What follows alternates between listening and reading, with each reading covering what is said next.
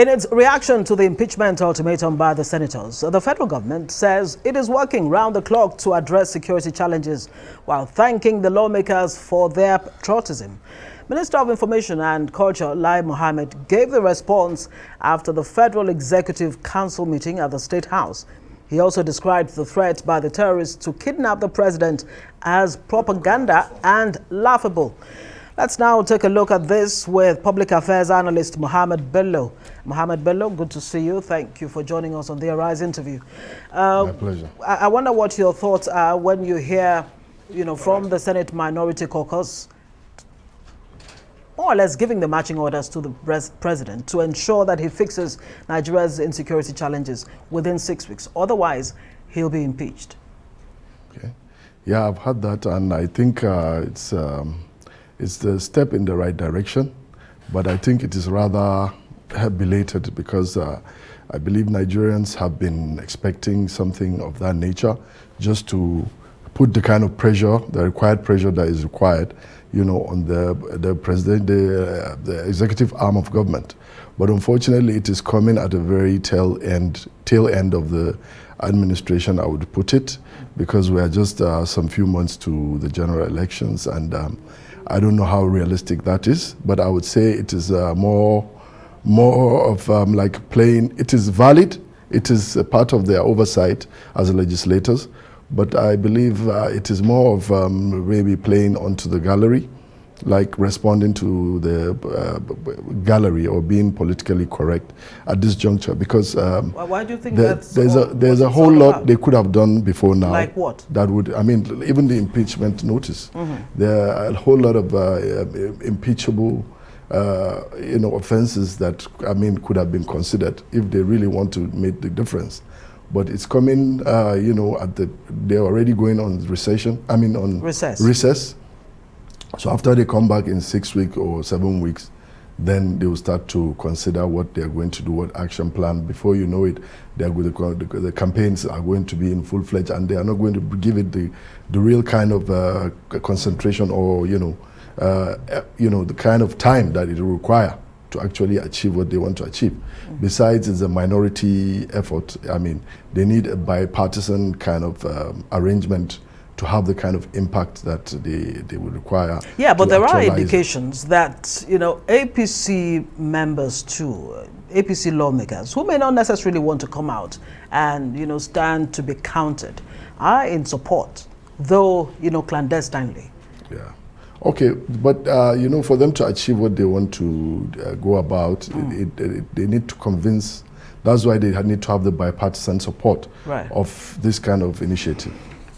So without having that bipartisan support, the minority in the Senate, the minority caucus cannot actualize what they are still talking about. So you think this is dead on arrival? But if that really is the case, do you appreciate the response coming from the presidency in the person of, Garba Shehu and Femi Adesina, Lai Mohammed? How do you feel about what's their response to all of this? Well, I've not heard all of their responses, but based on what I've heard so far, I don't think they are the right responses, because for you to dismiss certain things that are coming up, in real time in the polity, and just dismissing it as propaganda or what have you, is really disheartening. Sometimes I wonder if they are abreast with the kind of things that are happening in the country. Right. So where do we go from here? You have terrorists threatening to kidnap the president, kidnap the governor of Kaduna State, and other politicians, as many as they can lay their hands on. Not only that, the effrontery to say, look, we'll sell your president like slaves, like we did with the Chibok girls and what have you. How does that make you feel? Do you have a sense that really this government has a grip on the security situation, especially when it says, look, our military, they're not clueless, they know what they're doing, we don't need to put everything out there. But here we are in Abuja today, everybody is afraid. Schools are shut down. Yeah, first of all, I would like to remind you that this is not the first time that we're hearing terrorists bringing out this kind of threats. I remember even during Shekau, the Boko Haram Shekau that has been killed now finally. There are times that he was threatening Buhari that they are going to deal with Buhari, they are going to deal with the Chief of Army Staff, they are going to deal with some number of individuals that were talking against them, like the Emir of Kano at the time. They also mentioned his name categorically. They even mentioned a group that I happen to be involved with, that's the Bring Back Our Girls movement. They also mentioned us and threatened our advocacy. So I don't think this is something that we shouldn't really give much concentration about. You know, we shouldn't really emphasize on what the terrorists are saying. They can say anything to get the people to be scared. They want to do anything to bring fear onto the populace. I'm not saying there are no threats. Of course there are threats, and there are threats that require our attention. There are threats that require the attention of those that are in charge of our security. These are existential threats that needed to have been attended to way before now. And part of what I would like to discuss is that, you see, people are surprised that now that it has come to Abuja, I mean, we are seeing this kind of response from the Senate. Because these kind of things and worse kind of things have been happening around the country, especially in the northern part, in northwest now. Previously it used to happen in the northeast, and now it's happening.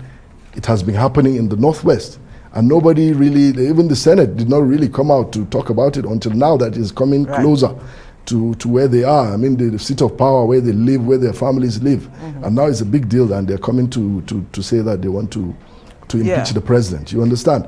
But that is why we need to have given this thing more attention, more oversight from their side, to really deal with this insecurity. All these budgets that have been approved by the Senate, what have they been doing in terms of oversight to scrutinize what the security operatives have been doing? Do you think what's been spent so far, I mean, the figures are mind-boggling. Yes. And coming from very, very, authoritative sources, that Nigeria, between 2016 and 2022, has spent $19.9 billion on executing the war against terrorism and banditry and what have you. Is it even justified at all? And there's talk about complicity, a level of complicity that may be, making this, terrorism fester longer than it should. Yes. Do you agree? Actually, I cannot ascertain. I don't know your source of the figure. It's quite staggering, but it's possible. But if at all that is possible and it's actually the truth, I mean, that they've spent that much, then that means it goes to tell us that we are not spending at the right, we are not spending the money where it should be spent. Because you see, fight against terrorism, if you really study what is happening, it's not all about military interventions. It's not all about military approach, killing and bombing and fighter jets and armored vehicles and all that. There are other approaches to solving, it's a multidimensional approach that needs to be, adopted. Right. You understand? There are other economic and other social interventions that can help to reduce the level of insecurity. But when you say you are appropriating 100% of your interventions based on military interventions, I don't think, I think these are the kind of results that you'll be seeing. So how do we push back now that it's gotten to where, if you live in Abuja, you really should be concerned right now? Yes, Abuja is part of northern Nigeria. How do you think can this government really still turn things around?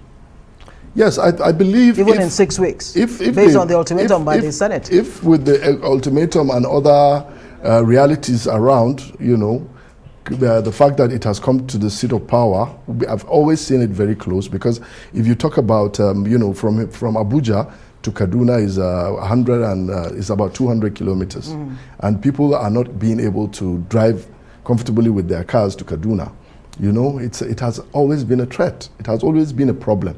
I wonder why it is really sounding different now. Abuja is in the middle, is in the north central, is in the middle of the north central zone of the northern Nigeria.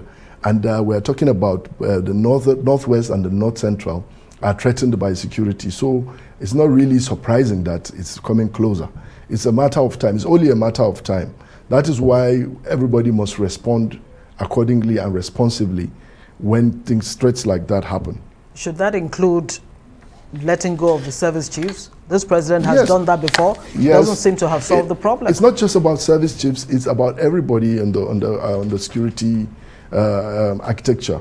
With the service chiefs are one. The National Security Advisor has been on his seat in the last almost 8 years. There are even calls that he should be sacked. Yeah, there have been calls, even from among the senators, that he should be changed and stuff like that. There has to be a really, the president needs to be punishing those that are found wanting. Even if it's a DPO or a commissioner of police, all these kind of things need to be, there has to be a way of showing people that if you don't perform, you're going to leave your seat. All right, we'll have to leave it there. Thank you very much, Waziri Bello, for joining us and giving us your thoughts on the state of affairs in Nigeria. Well, that's it for this edition of the Arise interview. Do join us again tomorrow. From me, Ngozi Alebu, and the entire team here in Abuja. Goodbye, and thanks for watching.